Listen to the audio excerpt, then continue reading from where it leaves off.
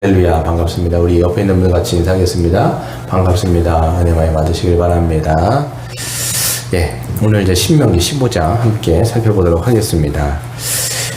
이제 토마스 모어라고 하는 이제 사람이 있는데, 그 사람이 소설로 유토피아라는 책을 쓴 적이 있어요.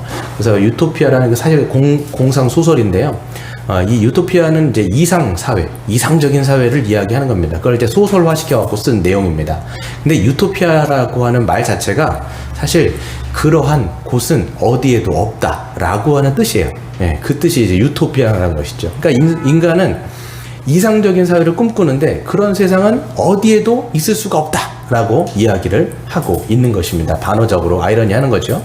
근데 사실 성경에 보면 하나님의 유토피아가 계속 말씀하고 있습니다. 그러니까 인간은 사실 유토피아를 만들 수가 없는데, 하나님은 우리가 창세기에서부터 본 것처럼 하나님 나라, 하나님의 제국을 이상적인 사회를 하나님은 꿈꾸시고 만드시고자 했던 것이죠. 근데 뭐 때문에 망가졌습니까? 인간의 죄가 들어왔고 인간의 교만이 들어와서 하나님이 꿈꾸셨던 그 이상국가, 하나님의 나라가 망가졌죠. 하지만 하나님은 그것을 포기하지 아니하시고 그것을 회복하시려고 이 구원의 역사를 일으키시고 그 구원의 역사를 진행하시는 거예요. 그래서 뭐 아브라함도 택하시고 야곱도 택하시고 뭐 이런 일들이 다 뭐냐면 하나님의 유토피아를 회복하려고 하는 하나님의 사역이신 거죠.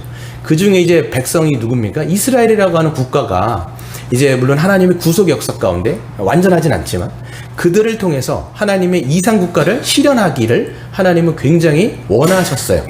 그래서 율법을 보면, 이제 신명기 율법을 보시면 하나님이 어떤 나라를 원하셨는지를 우리가 알 수가 있습니다. 아, 하나님은 이런 세상을 꿈꾸셨구나, 이런 사회를 만드시기를 원하셨구나, 이걸 우리가 볼 수가 있습니다. 우리가 사실 정치인들이 내놓는 수많은 공약들을 보면 야, 이대로 해갔다가는 천국 되겠다, 하지만 이걸 제대로 지키는 사람이 없어서 문제지, 그 사람들이 냈던 그런 공약대로만 정말 실천이 됐다라면 이게 정말 이상국가가 됐겠죠. 하지만 유토피아, 그런 세상은 오진 않습니다. 물론 조금씩 좋아질 수는 있겠죠. 하지만 하나님은 그런 국가를 원하셨고 그런 사회를 원하셨고 그런 사회를 위해서 구원의 역사를 진행하셨다는 거예요. 오늘 이제 신명기 이 안식년이라고 하는 규례만 보더라도 야, 하나님이 이런 이상국가를 꿈꾸셨구나, 이런 것도 우리가 알 수가 있습니다. 이대로만 되어진다면 천국이겠다, 이런 생각이 드는 거예요. 그래서 이제 이 안식년 규례를 오늘 살펴볼 텐데요. 이 안식년 규례라고 하는 것은 안식일의 확장이에요. 그래서 안식일이 뭐예요? 안식일이 6일 동안 열심히 일하고 7일째에 하나님이 주시는 안식을 누리는 거죠. 안식을 누릴 뿐만 아니라 안식을 이제 전한단 말이에요. 근데 이제 이거의 확장이 뭐냐면 안식년입니다. 안식년은 뭐냐면 6년 동안 땅을 경작하고 7년째에 모든 것을 리셋시켜버리는 거예요. 그래서 안식년이 되면 어떻게 하냐면 땅 같은 경우는요, 땅을 휴경합니다. 더 이상 경작하지 않아요. 1년 동안은 땅을 쉬게 만들어요. 그리고 빚을 졌던 사람들에게는 빚을 다 탕감을 해줍니다. 면제를 해주는 거예요. 그리고 어떤 사람은 이제 빚을 지다 못해서 자기의 몸을 판 사람이 있어요. 종으로. 그럼 그 사람을 종에서 해방시켜줘요. 이래가지고 모든 것을 리셋시키는 거예요. 그럼 어떻게 했습니까? 당연히 그 땅에 빈부격차가 없겠죠. 가난한 사람이 없겠죠. 이런 거를 하나님께서 이상국가를 보여주셨던 거죠. 그리고 이거를 더 이제 확장되면 이게 바로 희년이에요. 희년을 이제 성경에서 이야기하는데, 희년은 뭐예요?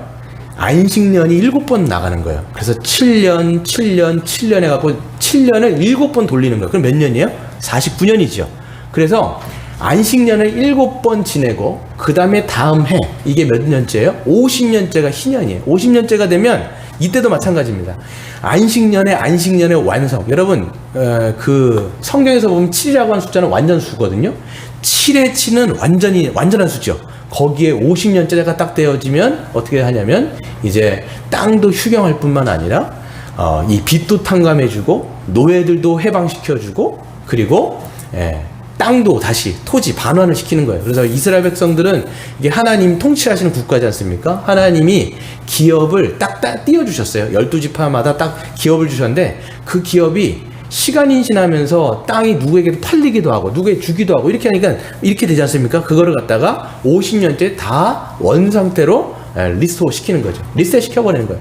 그러면 그 사회는 어떻게 되냐면 빈부격차가 있지 않아요. 모두가 함께 잘 살고 모두가 함께 안식을 누리는 그런 하나님의 유토피아를 사실 꿈꿨던 것이 그런 내용들입니다. 그래서 오늘 보시면 그 신명기 15장에 우리가 레위기 때 이미 한번 말씀을 드렸는데 다시 한번 좀 말씀을 한번 드리겠습니다. 이게 우리에게 또 어떻게 적용되는지도 한번 살펴볼 생각을 하고 있습니다. 보시면 1절에 매 7년 끝에는 면제하라. 이게 면제년이에요. 면제, 안식년을 얘기하는 거예요.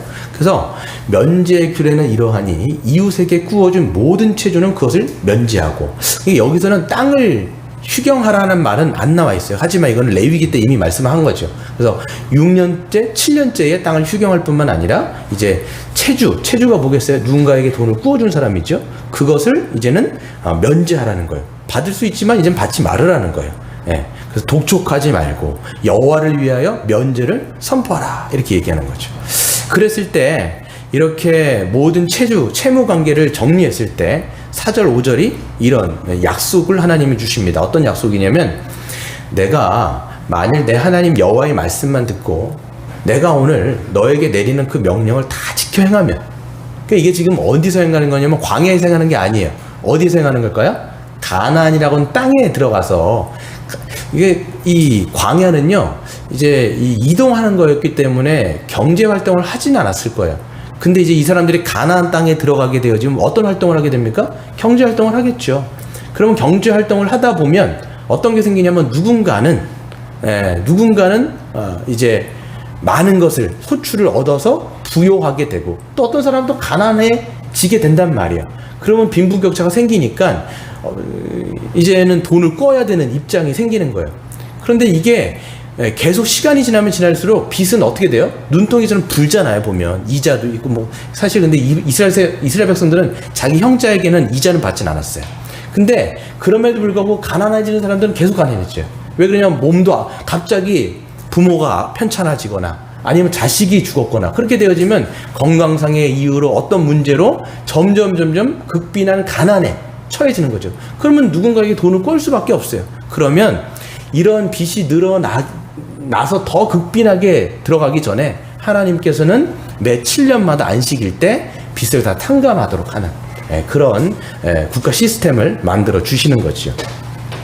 그런 거예요. 그랬을 때 4절 5절에 보면 너희가 가나안 땅에 들어가서 이 말씀을 그대로 안식년을 제대로 지키면 뭐가 없을 거예요? 너가 복을 받고, 네가 반드시 그 기업에서 주신 땅에서 복을 받고, 너희 중에 뭐가 없어요? 가난한 사람이 없을 것이다. 당연히 없겠죠. 왜 그러냐면 계속 리셋되어지니까 이제 빚이 자꾸 청산되는 거잖아요. 여러분 가운데 여러분 빚 져보신 적은 있으십니까? 빚이 여러분을 확 누르는 거예요. 빚의 무게가 굉장히 크거든요. 마음 자체가 이 빚의 무게 때문에 늘 눌려 있어요. 근데 그 모든 것이 누군가가 탕감해주고 면제해줬다고 생각해 보십시오. 그럼 그 마음의 해방감, 얼마나 그것이 기쁠까요? 이런 것들은 면제년마다 하나님께서 하시라고 말씀을 해주신 거죠. 그러면 당연히 가난한 사람이 있을 수가 없고, 네가 그 안식년만 제대로 지킨다라고 하면 너는 누군가에게 꾸어줄지라도 꾸임을 받는 백성이 아니고, 또 누군가를 통치하더라도 통치를 받는 백성이 안 될 거다라고 약속을 주신 거예요. 약속을 주신 거예요. 이런 약속은 참 복되죠. 이런 약속은. 근데 전제가 뭐였어요? 안식년을 제대로 지키면, 이런 얘기 단서가 붙어 있는 거죠. 7절에 보시면 이렇습니다. 내 하나님 여호와께서 너에게 주신 땅 어느 성읍에서든지 가난한 형제가 너와 함께 거주하거든. 그렇죠? 가난한 형제가 있을 수도 있고 없을 수도 있다는 게 아니라, 가난한 사람들은 늘 우리 주변에 있어요, 없어요? 있어요. 그렇죠? 그 이스라엘 백성들도 마찬가지였겠죠. 가난한 형제가 너와 함께 거주하거든. 그 가난한 형제에게 어떻게 마음을 완악하게 하지 말고 너의 손을 움켜쥐지 말으라는 거예요. 그러니까 그 가난한 형제에 대해서 마음, 이게 지금 두 가지가 다 쓰이는 거. 마음을 완악하게 하고 내 손을 움켜쥐는 거. 사실 완악하다와 움켜쥐다라는 것은 똑같은 단어예요. 히브리 말로는 똑같은 단어예요. 그래서 마음에서 완악해지면 뭐가 움켜쥐게 돼 있어요? 주기 싫은 거예요. 이걸 팍 움켜져가지고 더 이상 펼치질 않는 거예요. 왜? 아깝죠. 내가 내 돈 벌어가고 사는데 저 사람이 아무리 있다 할지 내 형제라 할지라도 그에게 뭔가를 주는 것은 사실 아깝다라는 거예요. 이렇게 하지 말아라 라고 하나님께서 말씀하시는 거죠. 그래서 8절에 보시면 반드시 너의 손을 그에게 펴서 그에게 필요한 대로 쓸 것을 넉넉히 좀 줘라. 그런 거죠. 있는 사람들은 자기의 것을 좀 나누어줘서 그렇게 가난한 형제들이 먹고 살 수 있도록. 그러니까 그때도 그렇고 지금도 그렇고 여러분 이게 교회 안에 이스라엘이 이제 구약의 교회잖아요. 신약의 교회는 지금 그리스도 안에 있는 우리 교회가 있는데 교회 안에는 상대적인 빈곤은 있어요. 상대적인 빈곤은 있을 수밖에 없는데 뭐가 없어야 돼요? 절대적 빈곤은 없어야 돼요. 이게 교회예요. 구약에도 마찬가지로 잘 사는 사람들은 자기 걸 나눠줌을 통해서 어떻게 하겠어요? 자기 형제를 돕기 때문에 절대적인 가난에서는 일어나는 거예요. 상대적인 빈곤이 있겠죠.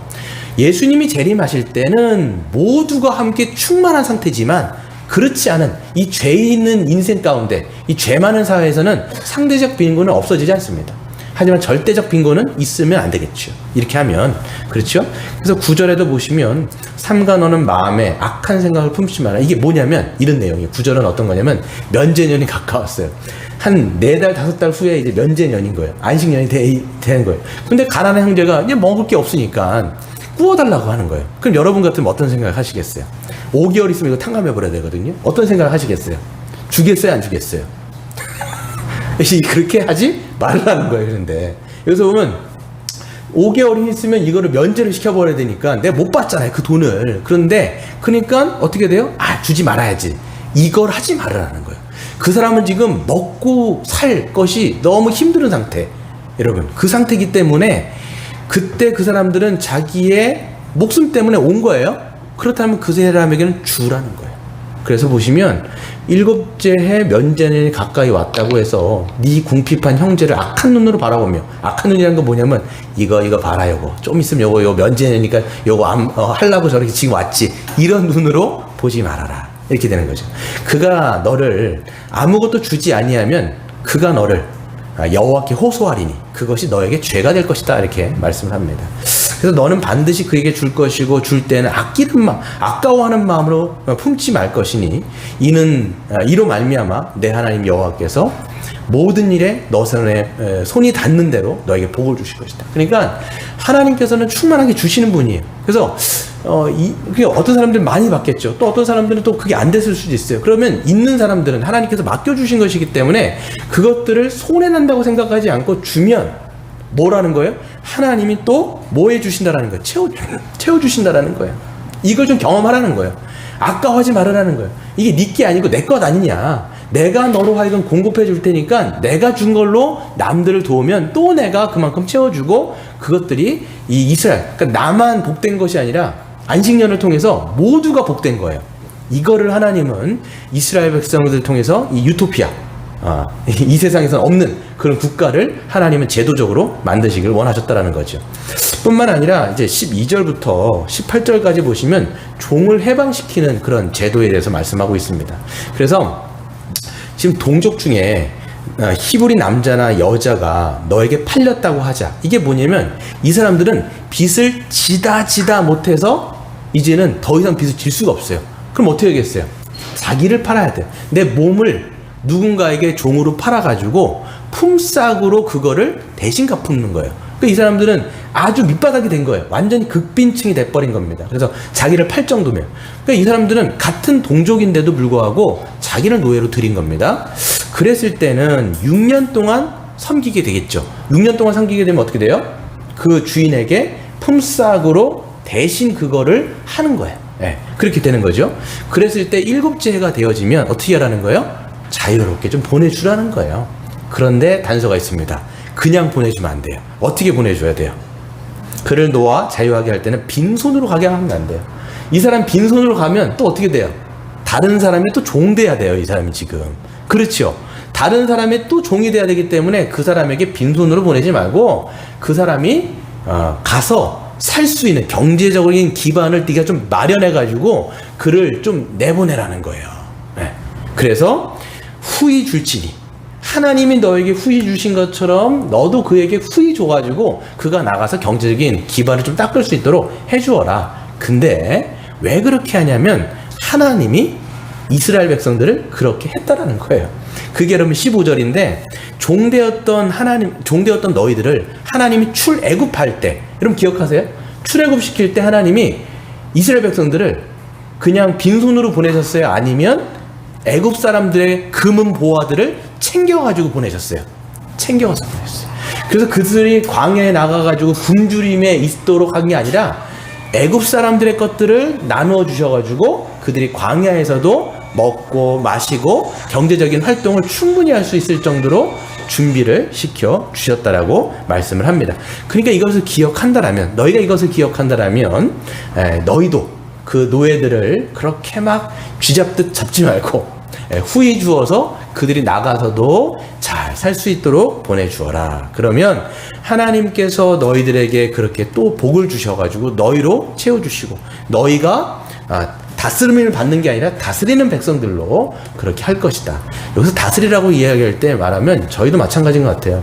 우리가 돈이라고 하는 것을 우리가 돈의 종이 되어버리면 돈이 우리를 다스려요. 근데 우리가 돈을 다스리고 우리가 경제를 다스리게 되어지면 우리가 그 돈의 종이 되는 것이 아니라 우리가 이 경제, 돈을 다스리고 관장하면서 그러니까 하나님이 주인으로서 우리가 청지기로서 제대로 살 수가 있는데 현대인들을 보게 되어지면 경제 혹은 돈의 노예가 되어버리니까 이게 다스림을 자꾸 받는 거예요. 내가 돈을 주관하는 게 아니라 돈이 나를 자꾸 주관하게 만들어요. 그러다 보니까 그 인생이 오히려 안식을 잃어버리거나 피폐해지는 것은 아닌가? 우리는 한번 이 말씀을 보면서 생각해 볼 지점들을 있다라는 것이죠. 이렇게 하나님께서 말씀을 해주시는데 오늘 이걸 신약적인 의미로 좀 살펴보도록 할게요. 보시면 하나님은 이렇게 안식년을 주셨어요.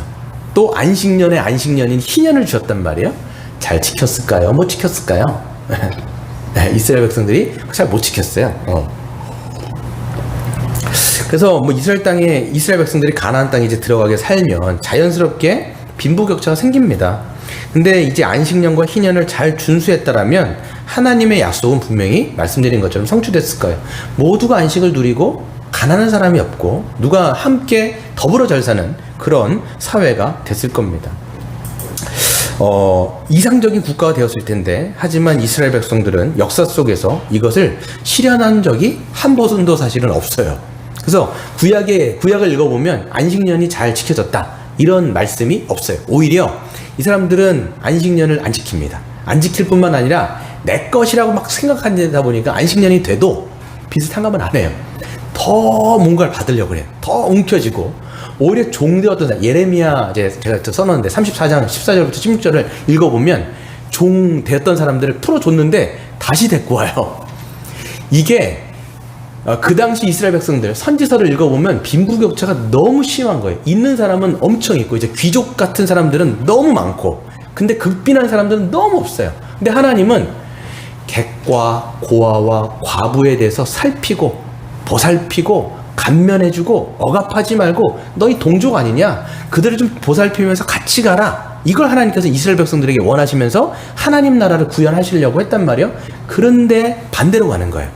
하나님은 이런 제도와 법도를 주시면서 출애굽기에 보시면 19장에 보시면 너희는 나의 택함받은 백성이고 내가 너희를 제사장 나라로 세우겠다. 그러니까 이거는 이 제사장 나라로 세우겠다는 건 뭐냐면 다른 민족들과는 다른 모습인 거예요. 다른 민족들은 어떻게 살아갈까요? 약육강식. 있는 사람들은 더 있고 없는 사람들은 더 없고 있는 사람들이 없는 사람들은 악옥제고 이렇게 하면서 그냥 동물, 짐승들의 사회가 되는 게 이방 국가인데 전혀 다른 국가를 하나님은 이스라엘 백성들을 통해서 구현하기를 원하셨지만 이스라엘 백성들은 그렇게 하지 못했어요. 그래서 결국은 어떻게 하느냐? 똑같은 이방 민족과 똑같은 그냥 여느 세상과 다름없는 그런 세상으로 돼버린 거예요. 그래서 안식년을 못 지켰어요. 희년도 안 지켰어요. 그러다 보니까 하나님께서는 강제 안식년을 취하십니다. 그게 어떻게 됐어요? 하나님께서 이방 국가를 통해서 그들을 공격하셔가지고 그들을 바벨론의 포로로 끌려가게 만드십니다. 그래서 강제 안식. 땅을 휴경해야 되는데 이 사람들이 휴경한 적이 없어요. 왜? 땅은 경제력이거든요. 그러니까 1년, 2년, 3년, 4년, 5년, 6년 7년째 좀 쉬게 해야 되는데 아니야. 땅은 쉬면 안 돼. 왜냐하면 여기에 소출을 내가 해가지고 더 내가 끌어모아야 돼. 영끌. 요즘에 영끌 하잖아요. 영끌해서 집 사 모으는 것처럼 영끌 해가지고 아무튼 이 땅에서 쪽쪽 빨아먹는 거예요. 그러다 보니까 땅이 안식을 못해요. 쉬지를 못하는 거예요. 그러다 보니까 하나님께서는 아예 이 사람들을 끌려가게 하셔가지고 땅을 70년 동안 안식하게 하세요. 그게 여러분 70년 포로로 끌려가고 70년 안식이 여기서 이루어진다라는 것들을 하나님께서는 보게 하시는 것이죠. 이것처럼 이 사람들은 못 지켰습니다. 하지만 하나님은 이스라엘 역사를 통해서 두 가지를 보여주셨는데, 첫 번째는 뭐냐면 이상적 사회, 이 유토피아는 결코 인간의 힘으로는 이루어지지 않는다는 거예요. 네. 그래서 이 사람들이 법과 제도가 완벽했어요. 안식년이라는 시스템, 희년이라는 시스템. 여러분 지금 어떻게 보면 우리 정치인들이 막 내는 공약 같은 게요, 이거 좀 다 닮아 있어요 보면. 그러니까 이렇게만 하면 여러분, 누가 가난한 사람이 누가 있겠어요 여러분, 이렇게만 한다 그러면. 근데 안 된다라고요. 왜 안 될까요? 인간의 죄성. 아무리 제도와 아무리 법이 뛰어나다 할지라도 인간의 부패한 죄성이 해결되지 않으면 절대로 유토피아는 이루어질 수가 없어요. 그렇기 때문에 여러분, 이 죄 문제, 이 죄라고 하는 게 뭐냐면 어떻게 해서든지 남보다 더 많이 가져갖고 내가 갑질하려는 게 여러분 어떻게 보면 인간의 죄성이에요. 더 높아지자, 더 높아지자, 많아지자, 많이 쌓자, 내가 그래서 너희들을 눌러야지. 이게 여러분 죄성이거든요. 이게 해결이 안 되면 절대로 이 사회는 유토피아라는 건 없어요. 그러니까 하나님은 이스라엘 백성들을 통해서 뭘 보여주셨냐? 아무리 좋은 시스템을 다 줬음에도 불구하고 안 된다라는 거예요. 왜? 이스라엘 백성들의 내면이 안 바뀌었기 때문에 바뀌어야 된다는 걸 보여주시는 거예요. 두 번째는 뭐냐면 이 이상적 사회는 누구만이 세우실 수 있어요?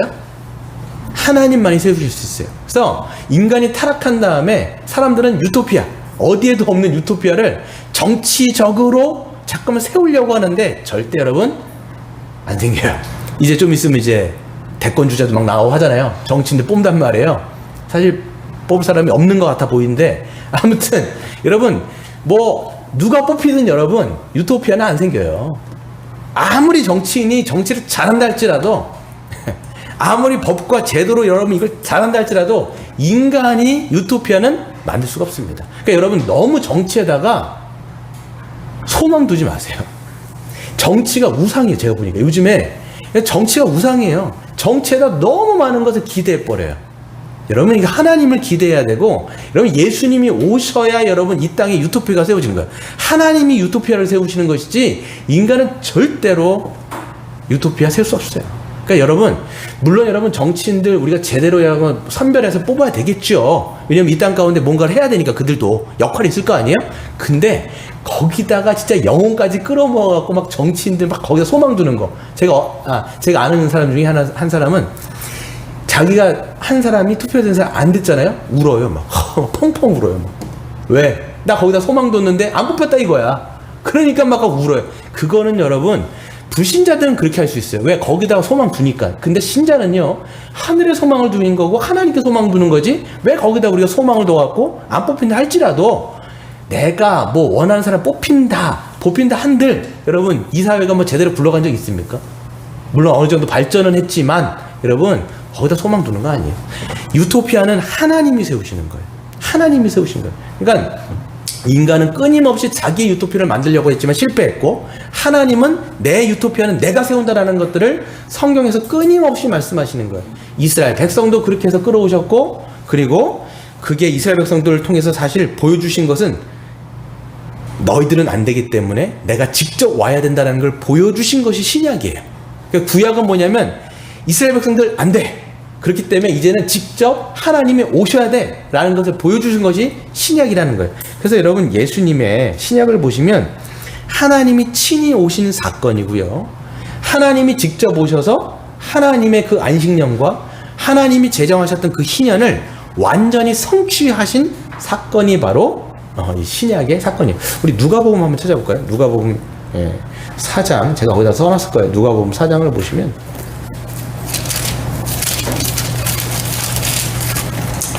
누가복음 4장을 보시면, 누가복음 4장은 예수님이 안식일에 오셔가지고 그 회당에서 그 말씀을 이제 설교하신 그 내용인데요. 예수님이 성경을 피셔가지고 읽으셨던 본문이 어디냐면 이 지금 여기 누가복음 4장 쭉 써 있는데 이게 원래는 이사야서 61장 1절부터 4절 내용이에요. 이사야서 내용이 뭐냐면 안식인과 희년이 너희들 동네에서 안 됐다라는 걸 이사야 선지자가 얘기해요. 너희들 한 번도 지킨 적이 없는데 하나님의 영을 부음받은 기름 부은 메시아가 오시면 그분이 안식년을 지키실 것이고 희년을 지키셔서 원래 하나님이 주시고자 했던 그 안식과 희년의 그 복됨을 너희들에게 주실 거야. 기다려. 메시아를 기다려. 그분이 오실 거야. 이거를 이사야서 61장에서 내용한 건데 그거를 펴서 읽으시는 거예요. 그래서 한번 제가 읽어드릴게요. 한번 같이 읽어볼까요? 18절부터 시작. 주의 성령이 내가 임하였으니 이는 가난한 자에게 복음을 전하게 하시려고 내게 기름을 부으시고 나를 보내사 포로된 자에게 자유를 눈먼 자에게 다시 보게 함을 전파하며 눌린 자를 자유롭게 하고 주의 은혜의 해를 전파하게 하려 하심이라 하였더라. 여기서 보면 주의 은혜의 해가 희년이에요. 안식년의 완성인 희년을 그 기름 부음 받은 자가 오시면 그 희년을 선포하시고 희년을 성취하실 거다라는 말씀을 이사야에서 했는데 20절에 보시면 예수님께서 책을 덮어 그 맡은 자에게 주시고 앉으시니 회당에 있는 자들이 다 예수님을 주목하여 봤어요.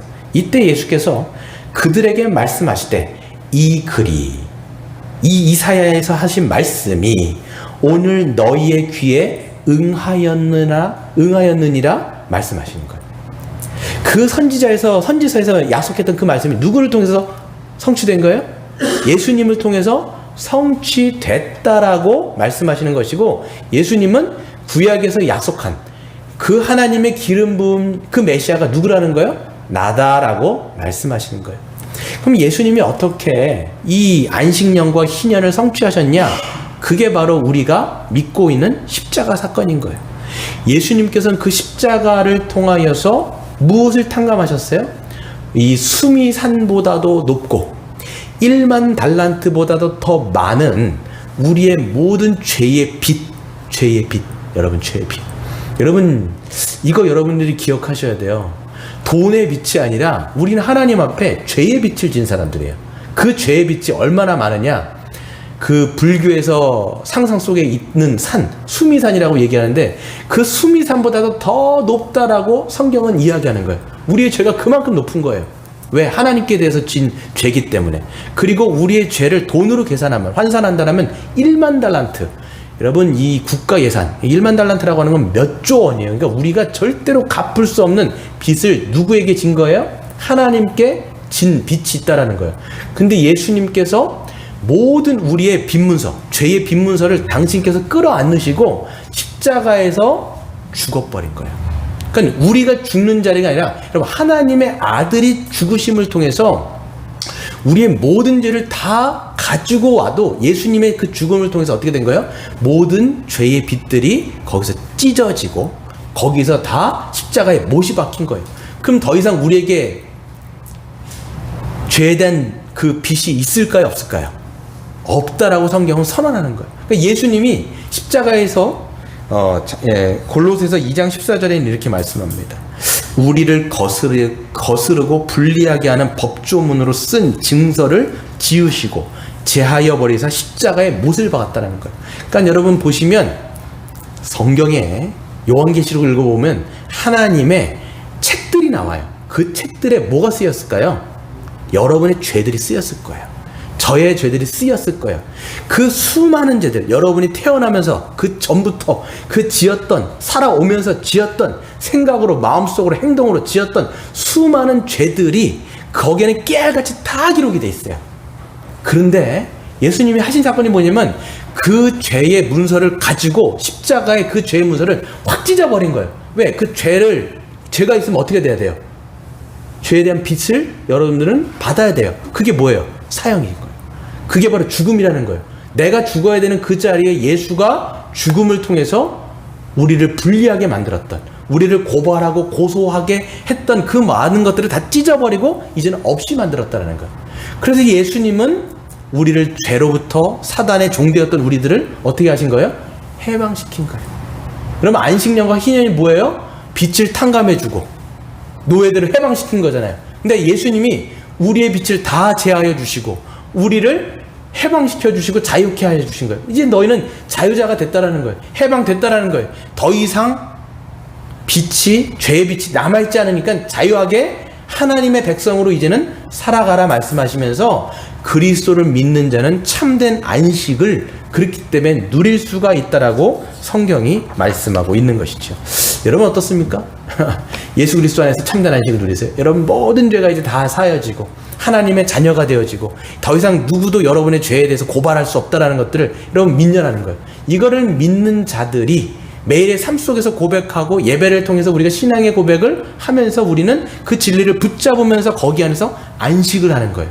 근데 우리 이제 한번 살펴볼 때 여러분으로 하여금 안식하지 못하게 만드는 것들이 무엇이 있을까요? 라고 생각해 보면 첫 번째는 사단의 고발이에요. 사단의 고소. 여러분 마귀라고 할 때, 아볼론이라고 할 때 이 마귀의 그 뜻이 뭐냐면 송사하는 자예요. 고발하는 자예요. 그러니까 계속 여러분에다 대고 고발을 하는 거예요. 뭘 고발할까요? 여러분의 죄에 대해서 끊임없이 고소하고 고발하는 거예요. 거봐, 너가 그 예전에 그 지은 죄 있잖아.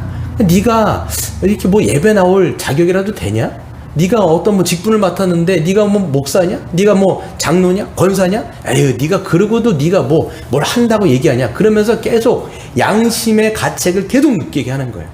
네가 이러고도 네가 기도하는 자리에 나갈 수 있다고 생각해? 네가 이러고도 네가 예배하는 자리에 나갈 수 있다고 생각해? 라고 하면서 우리로 하여금 하나님에 대한 그 생각, 그리고 나를 바라보는 그 시각을 자꾸만 왜곡하는 거예요. 하나님이 우리를 바라보는 시각은 뭐냐면 예수를 통해서 여러분의 모든 죄가 지금 다 그 책에 기록된 걸 다 예수님이 다 찢어버렸어요. 이제 하나님께서 우리를 바라보실 때 이건 백지예요. 백지라고요. 여러분 죄가 이제 더 이상 기록이 안 돼 있단 말이에요. 그래서 이게 생명책으로 바뀌었다고요. 그러니까 여러분을 하나님은 사랑으로 보시면서 내 사랑하는 아들이라 기뻐하는 자라라고 말씀하시는데 마귀는 우리의 귓전에다 대고 마음에다 대고 계속 잘못된 시각을 심어주는 거예요. 너 그래갖고 하나님 사랑 못 받아. 네가 뭔데 하나님의 사랑을 받는 자녀? 너 자녀 될 자격 없잖아. 야, 네가 너를 더 잘 알잖아. 이렇게 자꾸만 만들어서 하나님이 나를 보는 시각도 삐딱하게 만들고, 그렇기 때문에 나도 나를 보는 시각을 삐딱하게 만들어. 그래, 나 같은 게 뭐라고, 나 같은 놈이 뭐라고, 내가 지금 무슨 목사를 하고 있나, 내가 무슨 말씀을 전하고 있나, 내가 뭐라고, 내가 그렇지 뭐 나는 아유 난 안 돼. 자꾸만 이런 시선이에요. 게다가 여러분 갑자기 삶 속에서 고난이라도 한번 당해보세요. 갑자기 힘든 시련을 딱 당하게 되면 어떤 생각이 드냐면, 그래, 내가 예전에 그 풀지 못했던 과거 그 죄, 이게 나로 하여금 지금 발목을 잡는 거나, 그때 그 죄 때문에 내가 지금 이렇게 고난을 내가 당하는구나. 아, 이렇게 나가는 거예요. 예전에 한번 말씀드린 적이 있는데, 그 영화 이성재라고 하는 그 사람이 했던 아주 옛날 영화인데, 거기서 보면 이성재하고 고소영인가 이렇게 결혼해갖고 둘이 애를 낳는데, 애가 정말 몇 년 만에 아주 난 애인데 보니까 얘가 문해중인 거예요. 뇌가 없는 아이가 태어나도 죽게 되는 거예요. 그러니까 이 고소영이 했던 말이 기억이 나요. 대사 중에 하나가 뭐냐면, 오빠, 우리가 과거에 어떤 죄를 지었길래 하늘이 나에게 이런 일이 있지? 이런 얘기를 하더라고요. 우리는 그냥 딱 본성상 어떤 생각이 드냐면, 어려운 일을 딱 당하게 되면 과거의 어떤 죄로 돌아가 버려요. 그리고 거기에 묶여 버려요. 그래서 마치 예수님이 그 모든 죄를 용서하지 않은 것처럼 생각하게 만드는 그런 죄된 본성이 있어요. 근데 여러분 진짜 믿음이라는 게 뭐냐? 여러분, 우리가 어떤 고난과 시련을 당할 때 이건 여러분의 죄 때문이 아니에요. 내가 정말 그리스도 안에 있다라면 죄는 누가 해결하셨어요? 예수가 해결하신 거예요. 예수님이 다 해결하신 거예요. 지금 우리가 당하는 시련과 고난은 하나님이 때로는 우리에게 사랑이라고 하는 선물로 때로는 이 고난도 허락하신 거예요. 그래서 여러분, 우리 신자에게 고백되어야 되는 건 뭐냐면, 하나님은 그럼에도 옳습니다. 하나님, 그럼에도 불구하고 지금 이 자리는 우리에게 쉴만한 물가요, 푸른 초장이고, 이 과정을 통해서 우리로 하여금 더 하나님이 연단하시고 더 우리의 믿음을 성장시키기 위해서 이런 과정을 주신 것이 맞습니다라고 하는 믿음의 고백을 해야지, 우리가 사단이 주는 계략에 빠지면 그렇지, 내가 그때 그것 때문에 내가 이렇게 됐지, 이거를 한다라면 이거는 마귀가 가장 좋아하는 그런 모습이라는 거예요. 그러니까 우리는 믿음을 잠깐 붙잡아야 돼. 그래서 로이드 존슨 목사님은 이런 말씀을 하셨어요. 자아가 우리에게 말을 걸게 하지 말고 우리가 자아에게 말을 걸어야 한다. 우리의 문제는 우리가 자아에게 말하는 대신 자아가 우리에게 말하는 데 있다고 생각한다.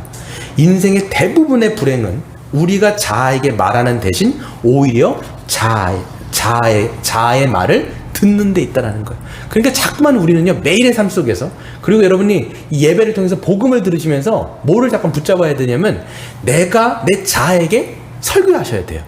너는 이런 자야. 예수 그리스도를 말미암아 이렇게 됐어. 그렇기 때문에 더 이상 우리에겐 정죄함이 없다라는 것들을 매일의 삶 속에서 여러분 냉장고라든지 어떤 구절, 복음에 관련된 구절들을 곳곳에 그냥 붙여놓으시면서 매일의 삶 속에서 보세요. 묵상하세요. 붙잡으세요. 그리고 설교를 통해서 자꾸만 그 말씀이 내 걸로 받으셔야 돼요. 그래서 하나님이 여러분을 보시고, 그리고 내가 나를 제대로 온전한 시선으로 볼 수 있는 것이 믿음이라는 거예요. 그래야 여러분들이 삶 속에서 안식을 잃어버리지 않을 수 있다는 것들을 좀 말씀드릴 수 있어요. 또 두 번째, 우리가 안식을 좀 잃어버리는 이유 중에 하나는 뭐냐라고 보면 우리의 과욕인 것 같아요. 제가 생각할 때 우리의 과욕, 우리의 욕심인 거죠. 그래서 안식은 하나님이 주시는 선물이에요. 그런데 우리는요, 이것을 우리 스스로 만들어낼 수 있다고 자꾸 착각해요. 그렇잖아요. 하나님이 안식을 주시는데 내가 안식을 만드는 것처럼, 그래서 더 모아야지, 더 끌어모아야지, 거기서 내가 안식을 할 수 있다고 생각하는데, 하나님께서는 이스라엘 백성들에게 안식일을 주신 것도 그렇고요, 안식년을 주신 것도 그렇고, 희년을 주신 것도 그렇고, 너희들이 안식을 만드는 게 아니라 내가 주는 거야. 그렇기 때문에 너희는 6일 동안은 열심히 하지만 7일째 쉬어라. 6년 동안은 열심히 경작하지만 7년째는 쉬어라. 49년 동안 열심히 하지만 50년째는 쉬어라. 이렇게 말씀하시면서 우리의 삶의 리듬을 만들어 주시는 거예요. 그런데 이스라엘 백성들은 이걸 못하는 거예요. 7일째도 해야지, 7년 때 해야지, 땅을 해야지, 내가 소출을 더 많이 끌어모아야지 내가 안식할 수 있는 거 아니야? 50년 때도 무슨 해방이야? 그냥 내가 더 끌어모아야지, 영끌을 해서라도, 비트코인 해서라도, 주식을 해서라도. 그래서 암만 그냥 주구장창 달리니까 땅도 안식을 못하고 오히려 그들도 안식을 못 누려요. 그들도 안식을 못 누리는 거죠. 여러분, 우리에게도 적용한다라면 뭐가 있냐면 쉼을 모르는 거예요. 끊임없이 그냥 경주마가요, 경주마. 제가 보니까 현대인들은 경주마. 그냥 앞만 보면서 그냥 돈 하면서 팍 달려가요. 그러면서 내가 더 뭔가를 끌어모아야 거기서 안식을 할 것처럼 생각하는데, 오히려 그러다 보면 안식이 파괴가 됩니다. 건강상의 관계가 깨져, 이러는 거. 근데 자꾸만 제가 보니까 이 사회는 이 상대적인 박탈감을 자꾸만 주는 사회예요. 상대적인 그 결핍. 우리 사실 지금 3만불 시대라기 때문에 3만불 시대잖아요. 그래서 먹고 사는 데는 사실 지장이 없음에도 불구하고 이게 상대적인 빈곤하게 보이는 거예요. 너무나 초밀착적인 이 SNS, 이 과다하게 초밀착하다 보니까 안 봐도 되고 비교하지 않아도 되는 사람들을 자꾸만 비교하게 되면서, 요즘 연예인들 보면요, 예능 프로를 보면 연예인들의 사생활을 노골적으로 막 표출해 줍니다. 그래서 잘 되는 예능은 뭐냐면 얼만큼 노골적으로 그 연예인들의 사생활을 까발리느냐. 그래서 거기에서 사람들은 대리만족을 느끼는 것 같아요. 대리만족도 느끼는데 뭐도 보게 되냐면, 이 사실 자기하고 관계가 없는데, 비교하지 않아도 되는데 잠깐 비교하는 거예요. 그 사람들의 옷장. 여러분들이 뭐 연예인입니까? 우리가 옷이 그렇게 많을 필요가 없잖아요. 누가 그렇게 많은 신발들을 신냐고요. 우리 연예인이 아닌데. 그럼에도 불구하고 그게 없으면 마치 나는 결핍됐다라고 생각하는 거예요. 그게 없으면 마치 나는 부족하다고 생각하게 만드는 거예요. 그러다 보니까 이 사회가 이 상대적인 박탈감을 만들게 하고, 상대적인 결핍. 나는 결핍해. 그러니까 늘 사람들이 생각하는 게 뭐냐면 늘 나는 부족해 생각하는 거예요. 지금 사실 부족한 게 아닌데도 불구하고 나는 부족해 이렇게 생각하는 거예요. 그러다 보니까 부족함을 채워야 되잖아요. 그 부족함을 채우기 위해서 자꾸만 달려드는데, 하나님은 성경에서 뭐라고 말씀하세요? 여호와는 나의 목자시니 내게 부족함이 없으리로다. 여러분, 이게 신자의 고백이 돼야 돼요. 그런데 우린 자꾸만 세상을 바라보기 때문에 오히려 거기에서 내 결핍을 채우려다 보니까 오히려 안식이 망가지고 안식이 깨어지는 거예요, 여러분. 우린 무엇을 바라보고 있는가? 하나님 안에서 정말 안식하며 소망을 바라보고 있는지를 살펴보는 것이 중요하겠습니다. 두 번째, 여러분, 하나님께서는 예수님 안에서 안식을 성취하셔서 여러분에게 안식을 누리게 하셨어요. 좀 안식을 누리시길 바랍니다. 근데 하나님께서는 예수님을 통해서 안식을 누리게 하셨을 뿐만 아니라 안식을 어떻게 하세요? 전하게 하세요. 이게 신자예요. 안식을 전하는 거예요. 그래서 여러분, 안식일도 그렇고 안식년도 그렇고 희년도 그렇고 자기가 안식을 누리는 사람들은, 하나님 안에서 정말 하나님이 주신 안식을 정말 믿는 사람들은 어떻게 했어요? 다른 사람들에게 안식을 전해준 거예요. 빚을 감면해주고 노예들을 해방시켜주고, 그래서 그 사람이 눌린 것들을 감면해주고 그들을 오히려 돌보는 것을 통해서 나도 안식을 누리지만 그들도 안식을 누리게 만들었다라는 것들을 기억하셔야 돼요. 신자는 누구냐? 예수 안에서 안식을 누리기 때문에 안식을 전할 수 있는 사람이에요. 그러니까 여러분 보시면 이스라엘 백성들은 뭐가 안 됐어요? 이 내면이 안 맞겠잖아요. 근데 신자는 누구냐? 예수 믿는 성령을 받은 신자는 누구냐면 내면이 바뀌었다라고 말씀을 하는 거예요. 그래서 여러분이 성령 받았습니까? 그러면 성령 받았다고 하는 건 성령 받았다고 하는 그것이 뭐냐면 바로 이 내면이 새롭게 창조된 거예요. 그래서 우리가 구약의 이스라엘과 신약의 이 백성, 그러니까 옛언약 백성인 이스라엘 백성과 새언약 백성인 교회가 근본적인 차이가 나는 건 뭐냐면, 여기는 내면이 안 바뀌어갖고 제도가 주어져도 실패했어요. 근데 신약 백성들은 어때요? 내면이 바뀌었기 때문에 이것을 우리가 실제로 삶 속에서 구현하고 교회로 살아가면서 이것을 실천할 수 있는 능력과 가능성이 열렸을까요? 안 열렸을까요? 열렸다라고 성경이 선언하고 있는 거예요. 그래서 여러분, 우리의 안에 성령께서 오시면 우리의 내면 안에 새로운 마음을 창조하세요. 이게 여러분 신자예요. 새 마음으로 창조되어지면 그렇게 자기만을 위해서 살던 사람이 변화가 일어나는 거예요. 보이지 않았던 그 영적인 하나님이 보이게 되고 하나님을 예배하게 되어지고, 그리고 내 옆에 있는 지체들이 보여지게 되어지고 그 이웃들을 사랑하게 되어지는 그런 새 마음이 창조되어지는 거예요. 여러분, 성경에서 회심이라고 했을 때 이 회심은요, 나는 예수 믿어 라고 하는데 증거가 없어요. 어떤 증거가 있어야 되냐면, 그 회심의 증거는 뭐냐면 하나님 사랑과 이웃 사랑이 내 삶 속에서 근본적으로 이제 일어나는 거예요. 물론 이거는 사람들마다 차이도 있을 수 있고 완전하지 않아요. 이거 완전한 건 아니에요. 완전한 건 아니지만 내 안에 깊숙한 곳에서 근본적인 변화가 분명히 있어야 돼요. 예전에는 그렇게 나를 위해서만 살았어요. 근데 그 사람이 성령 받았다 그러면, 회심했다라고 하면 나만을 위해서 살아갔던 그 방향에서 돌이키는 게 회심이에요. 그리고 이제는 하나님을 예배하는 자가 되었고, 그리고 다른 지체들이 이제 내 눈에 보이는 거예요. 저 사람도 보이네? 이젠 이 사람도 보이네? 그러니까 나만을 위해서 챙기고 먹고 막 입히고 나를 위해서 얼마나 꿈입니까, 여러분? 근데 헐벗었던 저 지체들을 위해서 덮어줄 수 있고, 저 사람이 억압되었던 것들을 감면해 줄 수 있고, 이런 것들을 할 수 있는 이제는 길이 열린 것이 바로 성도이고, 그 성도들이 모인 곳이 바로 교회라고 성경은 말씀하고 있어요. 그래서 하나님이 그 구약에서 약속했던 너희 안에 가난한 자가 없을 거다 라고 했는데, 이 말씀이 어디서 성취가 돼요? 사도행전 4장에서 성취가 됩니다. 그래서 예수 믿고 성령 받은 그 신약 초대교회 성도들이 어떤 일들을 보여줬냐면, 제가 읽도록 하겠습니다. 4장 32절부터 35절의 말씀을 보면 이런 말씀이 있어요. 믿는 무리가 한 마음과 한 뜻이 되어 모든 물건을 서로 통용하고 자기 재물을 조금이라도 자기 것이라고 하는 이가 하나도 없더라. 사도들이 큰 권능으로 주 예수의 부활을 증언하니 무리가 큰 은혜를 받아서 그 중에 가난한 사람이 없으니 이는 밭과 집 있는 자는 팔아서 그 판 것의 값을 가져다가 사도들의 발 앞에 두매 그들이 각 사람의 필요를 따라 나누어 줍니다. 그들이 복음을 듣고 은혜를 받았어요. 성령 받았어요. 그러다 보니까 그 사람들이 자율적으로 안식년 제도를 준 것도 아니고 희년이라고 하는 제도를 그들에게 준 것도 아닌데, 이제들이 그 안식년과 희년의 법이 마음에 심겨진 거예요. 그러다 보니까 자발적으로 자기의 것들을 내놓기 시작한 거예요. 그래서 가난한 사람들에게 자기 것들을 준 거예요. 그러다 보니까 뭐가 없어졌어요? 구약에 약속했던 그 약속의 말씀이 신약에 와서 성취된 거예요. 신약의 교회를 통해서 성취된 거예요. 할렐루야. 여러분, 신약의 성도는 이런 사람들이에요. 은혜 받아야 돼요. 그래서 여러분, 복음을 믿으면 은혜 받아야 돼요. 성령 받으셔야 돼요. 성령 받으면 이것이 강제로 되는 게 아니라 내 안에서 흘러나오는 거예요. 물론 제가 말씀드렸어요. 완전하지 않아요.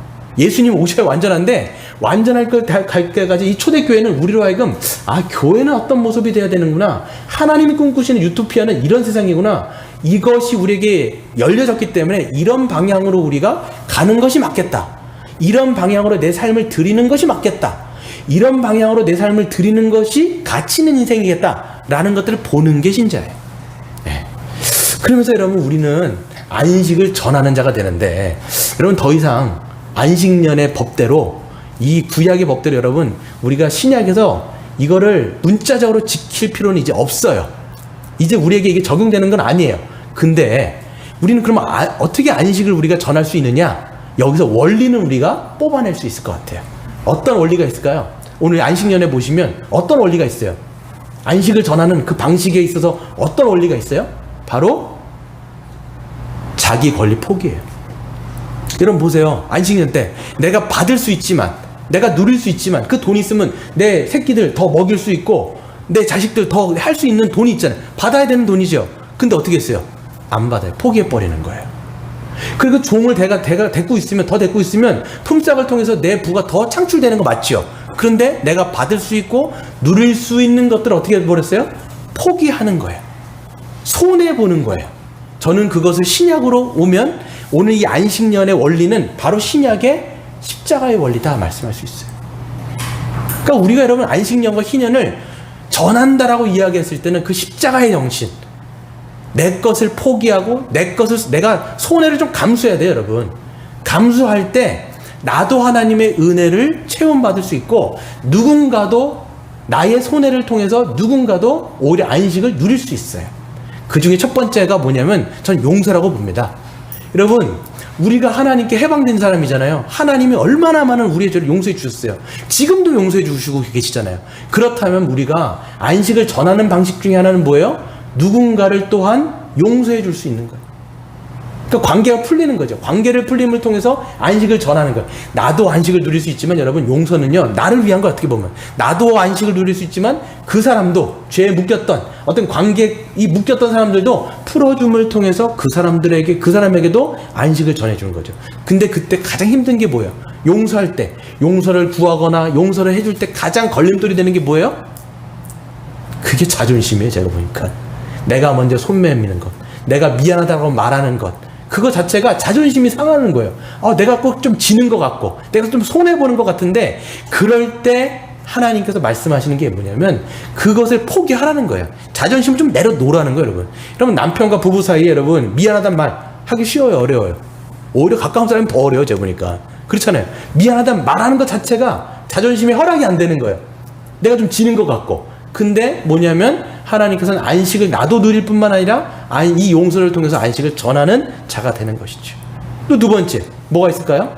우리가 공동체 안에서, 교회 안에서, 또 여러분 직장 안에서 우리가 안식을 전하는 방식 중에 하나가 뭐냐면, 내가 누릴 수 있는 것들을 포기하고 다른 사람들을 위해서 쓰는 거예요. 그게 안식을 전하는 방식입니다. 이건 누차 제가 말씀드린 적이 있죠. 시간도 그렇고요, 물질도 마찬가지고, 내가 가지고 있는 은사와 재능들을 다른 지체들, 내가 가지고 있는 것들이 있으면 나의 것들을 내어줌을 통해서 다른 사람들, 헐벗고 굶주리고 때로는 부족하고 연약한, 외로움을 겪고 있다면 그 외로움을 겪고 있는 사람들을 위해서 내 시간을 내는 거예요. 여러분, 제가 보니까 이제 연세 드신 분들, 여러분 60이 넘어가고 그러면 사람들이 외로워지잖아요. 아무리 많이 있어도 외로움을 느끼더라고요. 그러니까 이 외로움들을 달래줄 수 있는 시간을 내거나 물질을 그 사람들을 위해서 쓴다거나 또 내가 은사를 쓰게 되는 것이죠. 이것을 통해서 우리는 안식을 다른 사람에게 전하는 거예요. 그러려면 내가 안식을 누려야 돼요. 예수 안에서 누리고 있을 때 그 안식을 또한 전해줄 수가 있는 것이죠. 저는 그럴 때 한 가지 좀 생각해 봐야 될 게 뭐냐면, 우리는 나눔이라고 할 때 자신이 할 수 있는 범위 안에서만 생각해요. 그러니까 어떻게 보면 조금 더 손해가 나지 않고 희생하지 않는 범위 안에서만 자꾸만 내가 나눈다고 생각을 하는 거예요.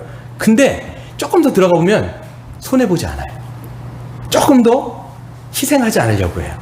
그러니까 뭐 이런 거예요. 내가 어떤 물질을 나눈다고 할 때도 이게 계륵 같은 거 있죠. 여러분 삼국지를 보면 계륵이라는 게 뭐냐면 남에게, 그러니까 내가 갖고 있어도 별로 필요 없고 남에게 주긴 좀 아까운 거예요. 그런 것들로 섬기는 거예요. 이걸 우리가 한국말로 하면 뭐예요? 짜투리. 그러니까 어떤 돈을 얘기할 때도 이게 뭐 있어도 그만 없어도 그만 그거를 이제 남을 주는 거예요 자꾸만. 그리고 그런 시간들 나에게 전혀 내 삶의 라이프 스타일에 전혀 방해받지 않는 그 범위 안에서만 내 짜투리 시간을 내버리는 거예요. 그거를 하고 우리는 어떻게 하냐면 섬겼다고 얘기해요. 근데 여러분 그건 뭐냐면 생색낸다라고 저는 생각해요. 여러분 내가 이거를 섬기고 있는 거예요? 생색내고 있는 거예요? 그러니까 나는 그거 내가 정말 그렇게 해도 그만 안 해도 되는 건 그만 갖다가 해놓고 나는 그 사람 섬긴 거야. 나 그거 하나님 앞에 봉사한 거야. 이렇게 하는데 그러다 보면 어떻게 보면요 생색낸 거예요. 나는 그거 조금 해놓고 생색낸 거. 그러니까 자기에게는 아무런 피해도 안 간 거예요. 아무런 손해도 안 봤어요. 아무런 희생도 사실 안 한 거예요. 제가 어떤 한 정윤선이라고 하는 집사님의 간증을 들은 적이 있는데 그분이 이런 얘기를 했어요. 이분이 디자이너로서 이제 작은 회사예요. 근데도 불구하고 사회에 어떤 것 좀 기여를 하겠다고 생각해갖고 개척교회를 돕는 사역들을 하시더라고요. 참 귀했어요. 근데 이 어떤 걸 하냐면 자기가 디자이너다 보니까 여러 가지 포스터도 디자인해주고 이렇게 막 디자인하는데 디자인을 한 다음에 디자인을 공짜에 내주는 거예요. 참 귀하잖아요, 여러분. 자기 재능을 어떻게 보면 기부하는 거니까. 그리고 옆에다 이제 단서가 있어요. 내가 이제 이 디자인들은 공짜로 하고요. 그 다음에 인쇄비는 이제 인쇄비만 부담하시면 됩니다. 딱 이런 걸 해갖고 이제 광고를 올린 거예요. 근데 이제 전화가 왔어요. 자기가 이제 함께 공부했던 그 신학교 선배한테 전화가 온 거예요. 그분이 이제 선교사로 아마 사역을 하시는데 그 선교지에서 전화가 왔고 뭐라고 얘기했냐면 윤선아 참 이게 귀하고 복된 거 맞는데 진짜 개척교회는 이 인쇄비도 없는 교회가 참 많아. 이런 얘기를 딱 한 거예요. 그러면서 이 집사님이 딱 머리가 생각나는 게 뭐냐면 아 그렇구나. 그 얘기했을 때 사실 기분 나쁠 수도 있어요. 나는 섬긴다고 섬긴 건데 뭐 그것까지 내가 해야 돼? 이렇게 반응할 수도 있는데 이분은 어떤 생각을 했냐면 아 그렇구나. 나는 내가 섬긴다고 생각했지만 나는 내가 어떤 것도 희생하지 않고 손해보지 않을 그 범위 안에서 내가 하려고만 했구나. 이런 생각을 딱 한 거예요. 그러면서 바로 마음을 고쳐먹고 하나님 앞에 어떻게 했냐면 모든 것을 무료로 풀어버렸어요. 자기가 이것도 하는 것도 공짜. 그리고 인쇄비도 그냥 자기가 부담하기로 한 거예요. 그랬더니 하나님께서 일하시는 것을 경험한 거예요. 어떻게 된 거냐면 자기가 알던 이렇게 도왔던 그 개척교회 중에서 인쇄소를 하시는 분 중에서 신자들 있잖아요. 그 중에서 자기가 이걸 좀 감당하겠다. 내가 이 인쇄비를 무료로 하겠다라고 하는 분들이 자선해서 나온 거예요. 그러니까 자기가 좀 이게 손해 보려고 생각하고 했더니 하나님이 그런 부분들을 채워주시는 것들을 경험하는 것들을 느끼는 거예요. 그러면서 저도 이걸 생각해 본 게 어떤 거냐면 아 그렇구나. 우리는 섬기거나 어떤 것들을 할 때 내가 할 수 있는 범위, 곧 내가 할 수 있는 범위라는 게 뭐냐면 절대 손해보지 않는 범위에서 하려고 하는 거예요. 그러다 보니까 하나님의 체험을 경험을 못하는 거예요. 손해가 나는 부분을 하나님은 채워주신다라고 말씀하는데 우리는 조금도 하지 않고 그러다 보니까 내 것으로 내가 조금 하는 거예요. 그리고 생색내버리는 거예요. 나 이거 했지요?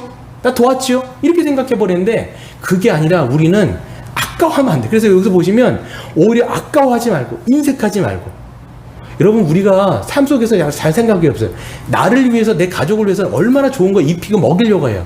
그런데 내 거 하나 살려고 할 때는 그렇게 고르는데 우리가 누군가를 섬기려고 할 때는 짜투리. 교회를 할 때도 교회를 섬길 때도 싼 거. 이거 해도 그만 안 해도 이렇게 한다 그러면 여러분 우리가 섬기는 건지 생색내는 건지 우리 한번 생각해 보자라는 거예요. 저도 마찬가지고 여러분도 생각해 보셔야 돼요.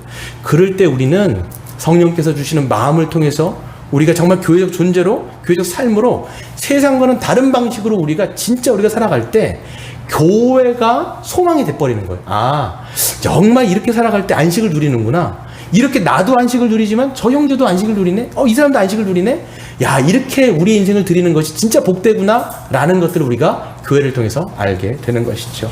그런 세상을 그런 우리 교회 공동체가 되기를 주의 이름으로 축원드립니다.